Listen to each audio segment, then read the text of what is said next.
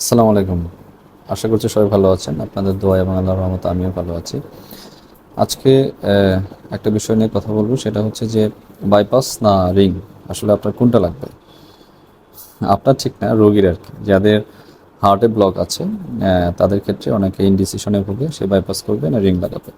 এটা নিয়ে অনেকেই মেসেঞ্জারে অনেক রকমের প্রশ্ন করে, অনেকেই জিজ্ঞেস করেন। তাদের জন্য খুব বেসিক কয়েকটা কথা। সেটা হচ্ছে যে বাইপাস বা রিং এটা কিন্তু আসলে ব্লকের সংখ্যা বা পরিমাণের উপর নির্ভর করে না। অনেকেই বলে যে আমার হার্টে 10টা ব্লক 12টা ব্লক আছে, আমার বাইপাস করতে হবে, ব্লক যেহেতু অনেক বেশি সুতরাং বাইপাস। অনেকে আবার বলে আমার যেহেতু হার্টে 1টা 2টা ব্লক আছে সুতরাং আমার রিং পরালেই চলবে। সব সময় বিষয়টা এরকম ঘটে না। নর্মালি 3টার উপরে ব্লক থাকলে আমরা বাইপাসের কথা বলি, বা কম ব্লক থাকলে রিংয়ের কথা বলি, কিন্তু সব সময় এই কথা প্রযোজ্য নয়। অনেক সময় দেখা যায় যে যাদের লেফট মেইন অর্থাৎ প্রধান যে রক্তনালী সেইখানে যদি ব্লক থাকে, অথবা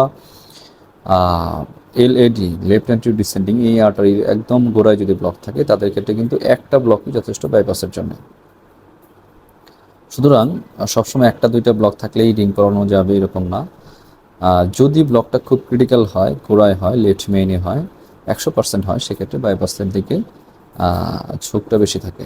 এবং অনেক সময় এরকম দেখা যায় যে 7-8টা ব্লক, কিন্তু সবগুলো ব্লকই সাইড ব্রাঞ্চে বা অপ্রধান রক্তনালীতে, সেক্ষেত্রেও কিন্তু বাইপাসটা খুব জরুরি হয় না। সেক্ষেত্রে মেইন যে ব্লকগুলো সেগুলো ক্লিয়ার করে দিলেই রোগী ভালো থাকে। সুতরাং এই যে আপনি বলছেন যে আমার অনেকগুলো ব্লক আছে বা কম ব্লক আছে, আমি নিজেই সিদ্ধান্ত নিচ্ছি বাইপাস করবো না রিং পরাবো, সেক্ষেত্রে আপনার ডিসিশনটা আসলেই নির্ভর করছে কোন জায়গায় ব্লক এবং সেই ব্লকের মাত্রার উপরে।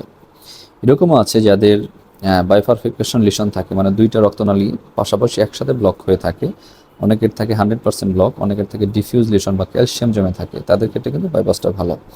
আবার অনেকের ক্ষেত্রে এরকম থাকে খুব সিম্পল ব্লক, 5-7টা ব্লক কিন্তু সবগুলোই খুব সিম্পল, খুব নরম এবং খুব সহজ ব্লক, তাদের ক্ষেত্রে কিন্তু সবগুলোই রিং করানো যায়।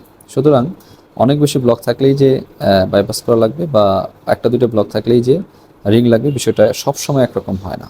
এটা একটা বৈজ্ঞানিক একটা স্কোরিং সিস্টেম আছে, যেটাকে বলে syntax scoring system. Syntax score হচ্ছে একটা পেশেন্টের যে ব্লক থাকে সেই ব্লকের পরিমাণ এবং জায়গা, সেগুলা যখন আমরা একটা অনলাইন ক্যালকুলেটরের ভিতরে দিয়ে দিই, এবং এর সাথে পেশেন্টের কিছু আদার রিস্ক ফ্যাক্টর, কিডনির পয়েন্ট, হিমোগ্লোবিন কেমন, ডায়াবেটিস আছে কি না, বয়স কেমন, সব কিছু যখন এন্ট্রি দেওয়া হয় তখন একটা স্কোরিং সিস্টেম আসে। এই স্কোরিং সিস্টেম যদি কম হয় তাহলে সেটা আসলে রিংয়ের দিকে যায়। স্কোরিং সিস্টেম যদি অনেক বেশি হয় তাহলে সেটা বাইপাসের দিকে যায়।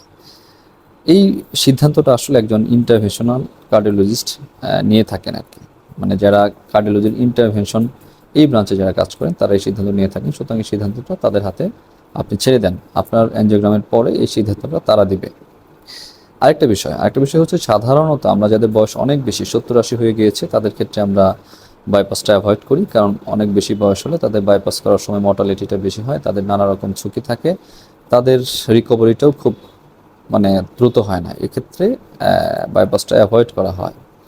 এবং যাদের হার্টের পাওয়ার কম থাকে, অনেকের আছে হার্টের 30, 35, 40%, তাদের ক্ষেত্রে বাইপাসটা অ্যাভয়েড করা হয়, কারণ এই ধরনের রোগীদের বাইপাসের ঝুঁকিটা বেশি থাকে। আর যারা একটু ইয়াং তাদের ক্ষেত্রে বাইপাসটা মোর প্রেফারেবল, কারণ তাদের এই বড় ধরনের অপারেশনে তারা ঝুঁকিটা নিতে পারে।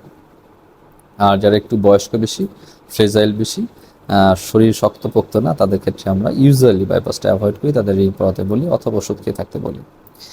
এই হচ্ছে আজকের দিনে মোটামুটি কথাবার্তা।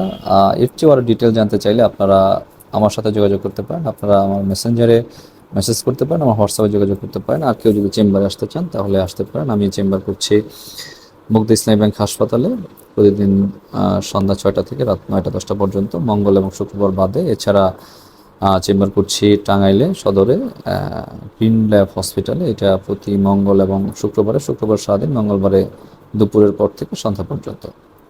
সবাই ভালো থাকবেন, সুস্থ থাকবেন, সবাই সবার জন্য দোয়া করবেন। আসসালামু আলাইকুম ওয়া রাহমাতুল্লাহি ওয়া বারাকাতুহু।